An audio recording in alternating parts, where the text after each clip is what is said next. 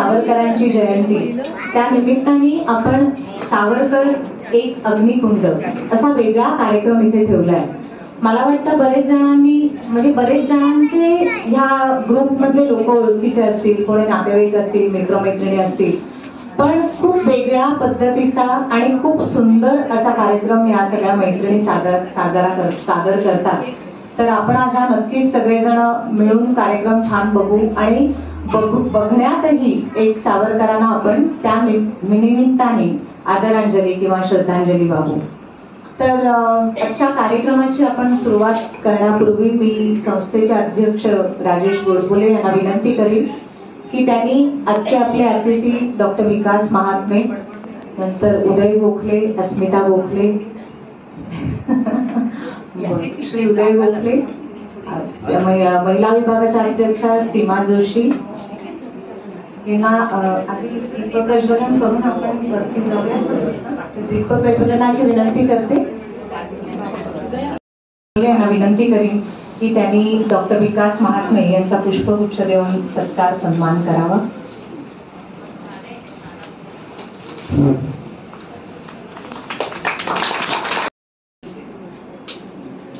Thank you so much.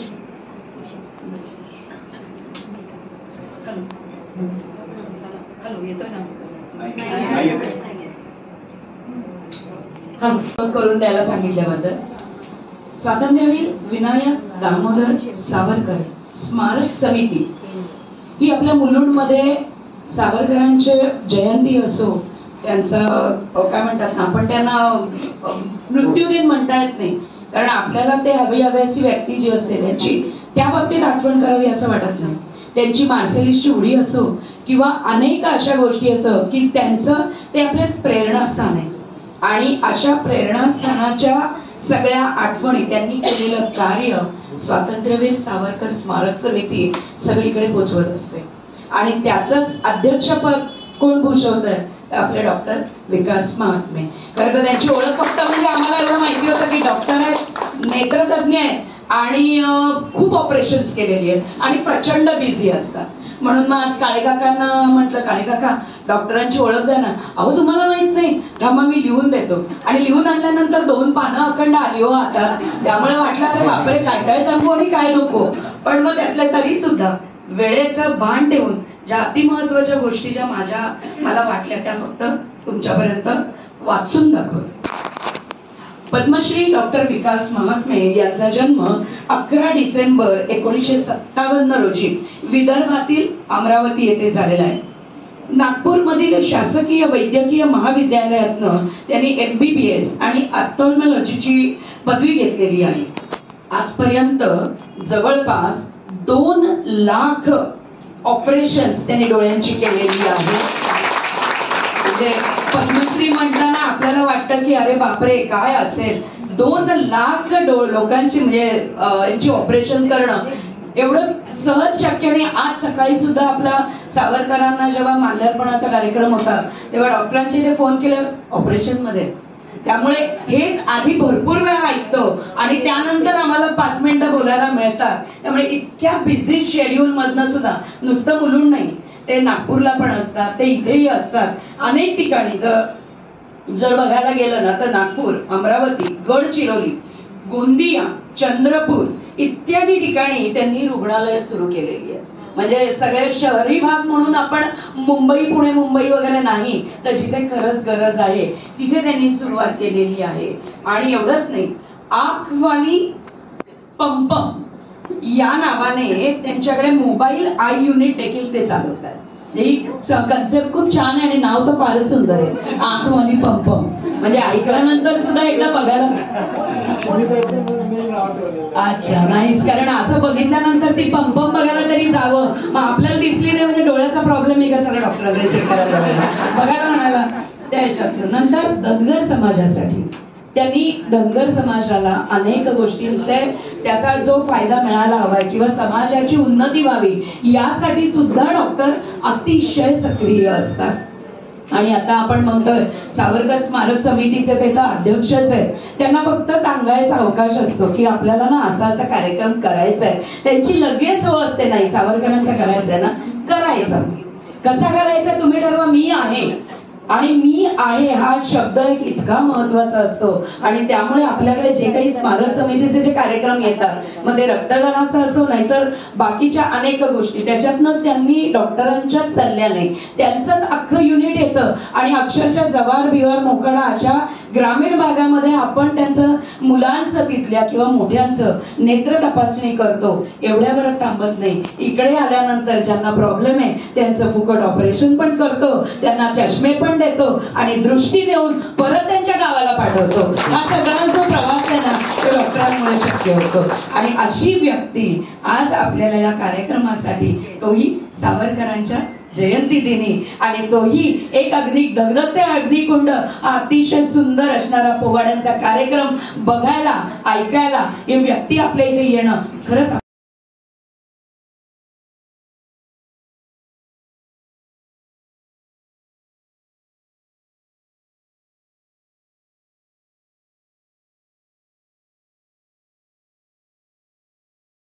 Bharat माता की जय.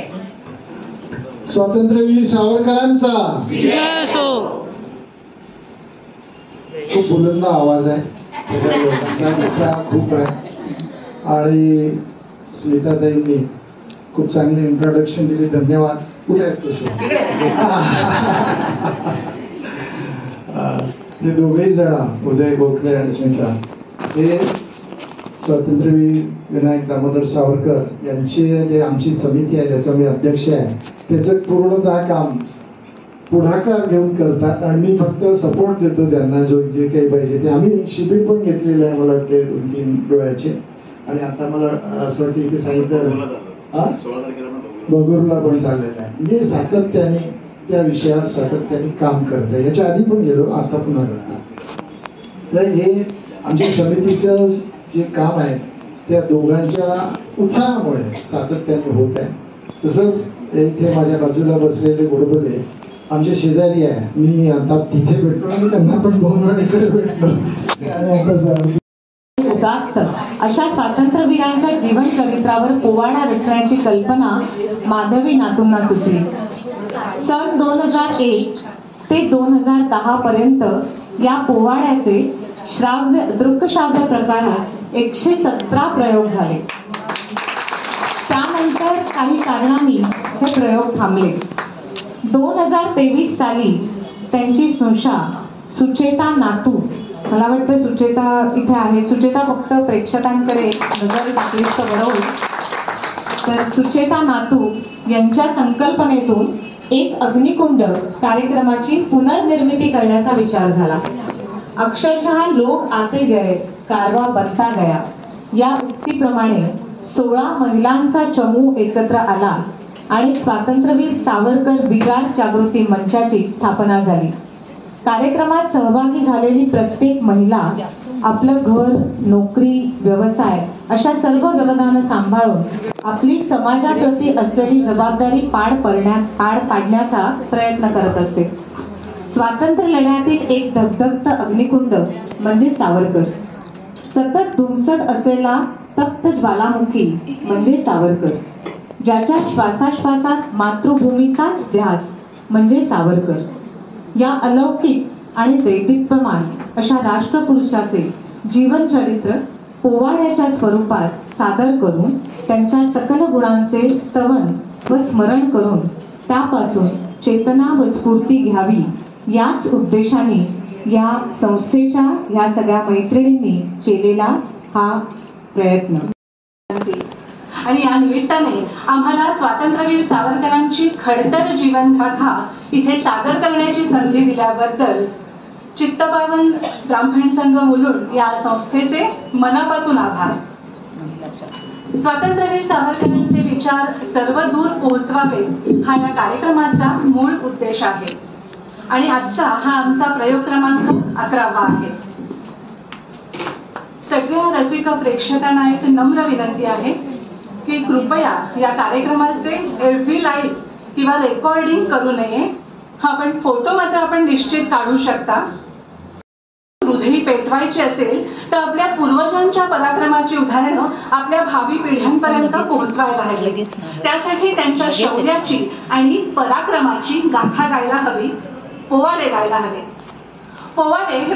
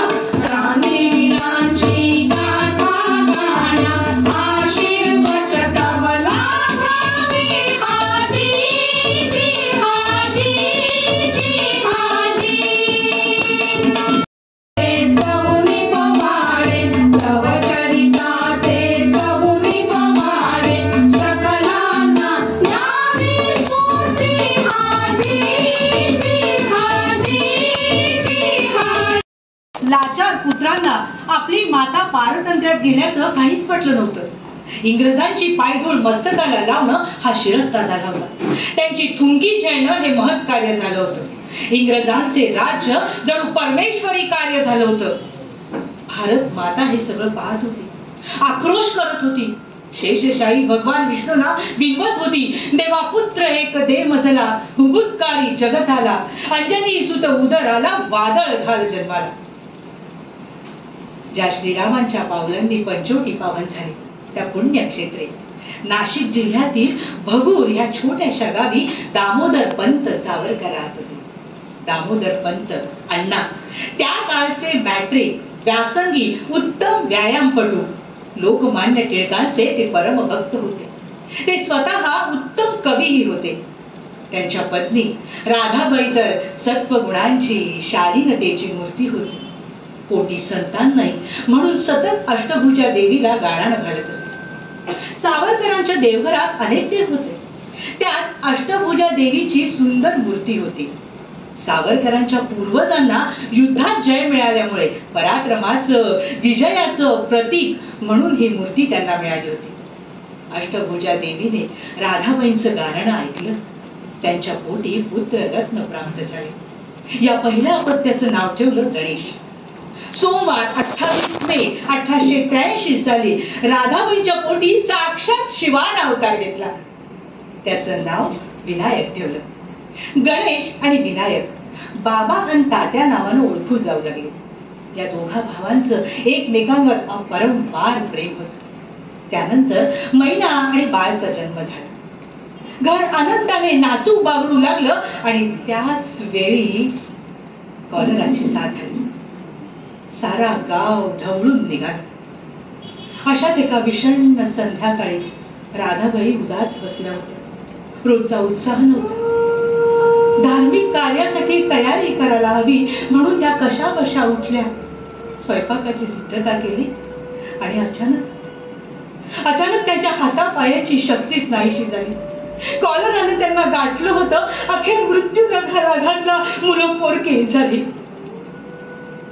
त्यावेळी बाबा 13 वर्षांचे, तात्या 9 वर्षांचे, तर बाळ अवघ्या 4 वर्षांचं होतं.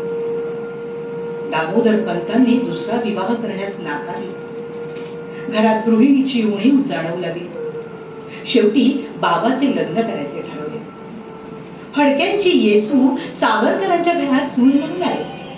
लहानशी येसू सावरकरांच्या घरात येताच प्रौढ बनली. तात्या, बाळ, मैना यांची प्रेमळ बहिणी नवे प्रेमळ आईच बनली. माळ्यावरच्या पोथ्या चालता चालता विनायकाच्या हाती एक पोथी लागली. दामोदर पंतांनी ते पाहिलं आणि त्यांच्या काळजाचा ठोकाच चुकला. कपाळावरून घाम निथळू लागला. त्या पोथीचं नाव होतं अरण्यक. तात्या आणि बाळ जेवणाचे डबे घेऊन जात असत. एके दिवशी तात्यांचं लक्ष बाळकडे Hare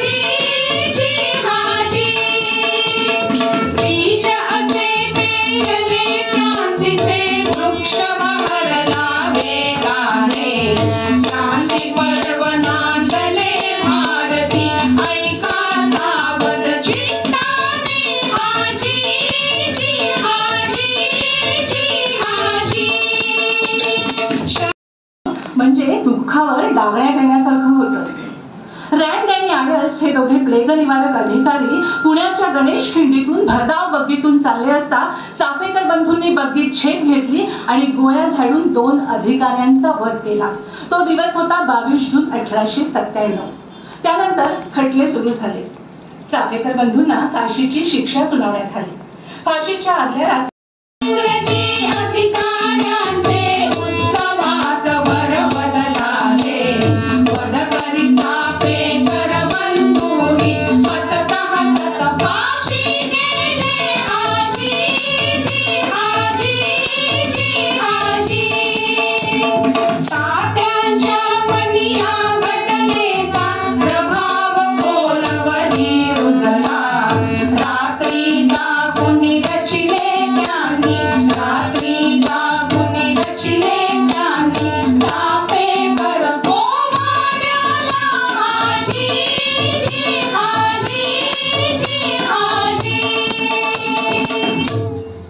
स्वातंत्र्य युद्धाच्या अग्निकुंडात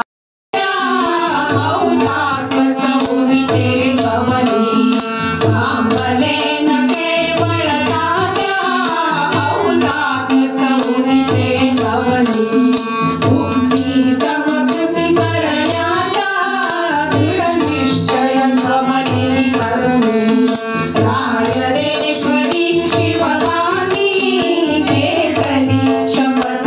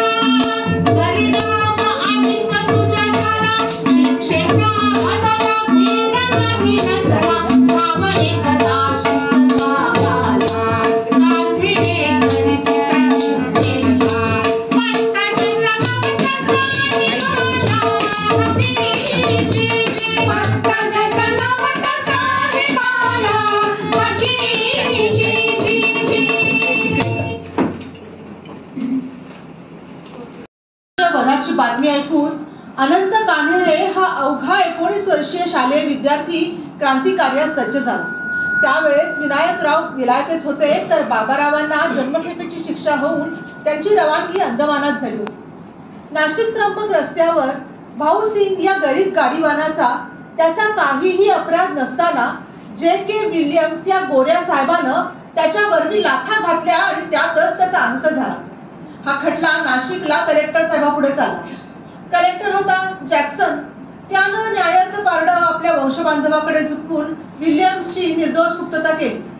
यात जॅक्सननं बाबारावांना शिक्षा देण्याचंही काम केलं होतं. 1909 साली जॅक्सनची कलेक्टर म्हणून मुंबईला बदली झाली. मुंबईला बदली झाली म्हणून साहेबाची स्वारी खुशीत होती. नाशिकमधून विविध संस्थांमधून सत्कार समारंभही सुरू झाले होते. त्यावेळी प्रसिद्ध किर्लोस्कर मंडळींचा मुक्काम नाशिकमध्ये होता. नाट्याचार्य गोविंद बल्लाळ देवल यांचं संगीत शारदा हे नाटक कंपनीच्या हातखंडा प्रयोगांपैकी एक. खुद्द बालगंधर्व त्या शारदेची भूमिका करत असे. कंपनीचे मॅनेजर शंकरराव मुजुमदार यांनी जॅक्सनला नाटकाच्या खेळास आमंत्रित करून त्यातच त्याचा सत्कार समारंभही करायचं ठरवलं. खुद्द जॅक्सनलाही नाटकांची आवड होतीच. नाशिक सोडायच्या आत जॅक्सनला इहलोकीची यात्रा संपवायला लावायचीच असं कान्हेरे कर्वे यांनी ठरवलं. बेत पक्का झाला. विजयानंद नाट्यगृहाची 21 डिसेंबरच्या खेळाची तिकीटं कान्हेरे कर्वे देशपांडे यांनी काढली. इकडे नाटकाच्या खेळास निघण्यासाठी जॅक्सन कलेक्टरच्या बंगल्यामधून एका घोडागाडीतून निघाला. इतरत्र सत्कार समारंभात गुंतल्यामुळे त्याला निघण्यास तसा उशीरच झाला होता. परंतु त्याच्या या विलंबामुळे अस्वस्थ झालेल्या कान्हेरेंची खुर्चीतून दारात आणि दारातून खुर्चीत अशी ये-जाई करून झाली. शेवटी साहेबाच्याच निरोपावरून नाटकाचा खेळ सुरू करण्यात आला. किर्लोस्कर मंडळींना जंगली महाराजांनी घालून दिलेल्या प्रथेनुसार दुबाचा धूर फिरवण्यात आला. पडदा उघडला. ऑर्गनचे सूर वाजू लागले. नांदी सुरू झाली आणि दुसरा प्रवेशही सुरू झाला.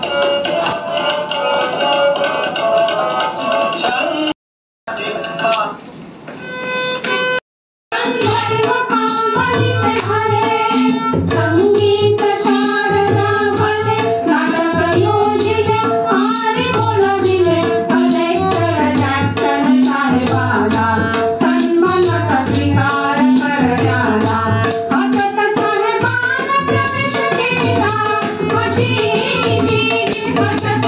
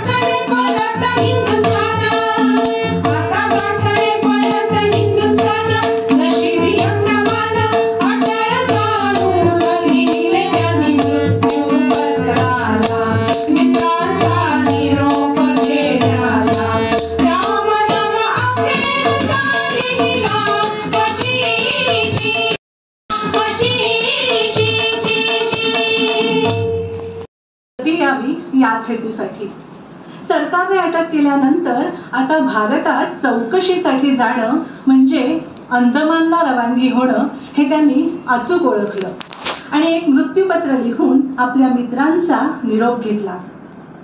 साथ आम्ही त्वच थंडिलीच दिधले असते बळी मी. अंदमानाच्या निर्जन कोंदट वातावरणात एखाद्या काळोख्या कोपऱ्यात माझा देह कदाचित मृतप्राय अवस्थेत खितपत पडलेला असेल, पण एक ना एक दिवस माझ्या भारत भूमीच्या विजय दुंदुभी आकाशात निनादते.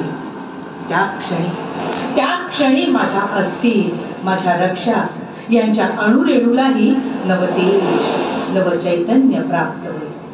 भारतीयांच्या जीवनी ऐसा सुवर्ण क्षण यावा, त्वरित तो सुवर्ण क्षण यावा.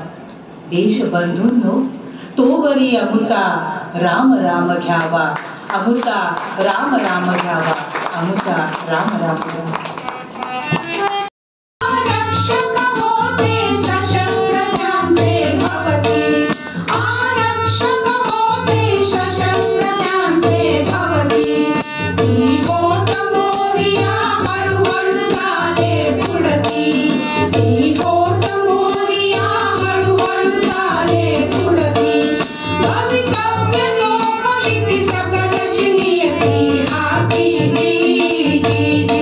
Yeah.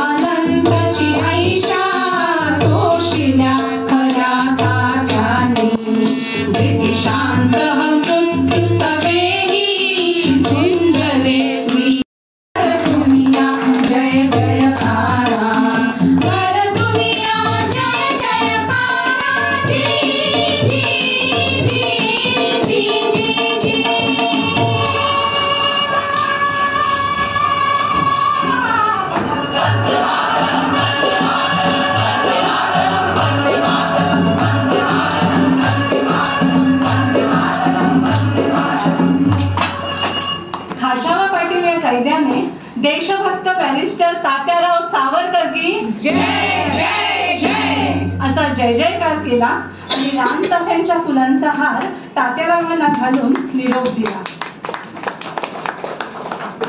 1921 साली एक जाती एक भाषा.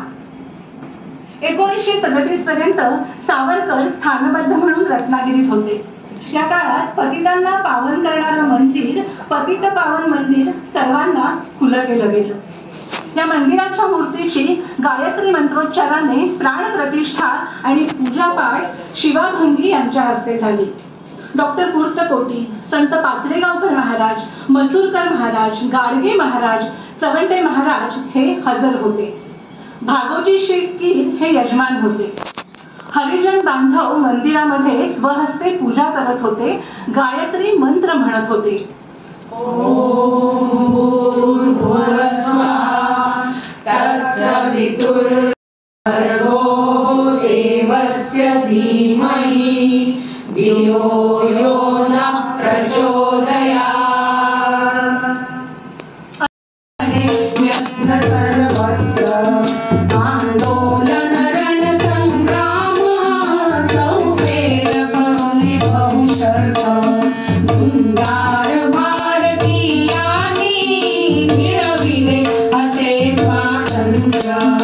आजीवन जास्तव झटले तळमळले जगले शिजले साकार स्वप्न ते केले याची देही याची डोळा याची देही याची डोळा स्वातंत्र्य ध्वज फडकविला स्वातंत्र्य ध्वज फडकविला जी जी जी जी जी जी। क्रांतीवीर तुम्ही तुम्हास प्रथम प्रणाम स्वातंत्र्यवीर स्वीकारा फुले सवन स्वातंत्र्यवीर स्वीकारा फुले सवन। शक्तियाने कणीस तोडून राष्ट्रे पणी निघाला देशा मंत्र महान राष्ट्रे पणी निघाला देशा करुयुग पुरुषाचा पुन्हा पुन्हा वंदन जी जी जी पुन्हा वंदना। तेज शतांशे अपुले लाभो भारतीय नवतरुणांना हीच प्रार्थना करुणी प्रभूला हीच प्रार्थना करुणी प्रभूला ऐकविले गौरवगान आजी जी आजी जी आजी। त्यांनी पूर्ण केलं। एक तेजस्वी दैदिप्यमान मुकुट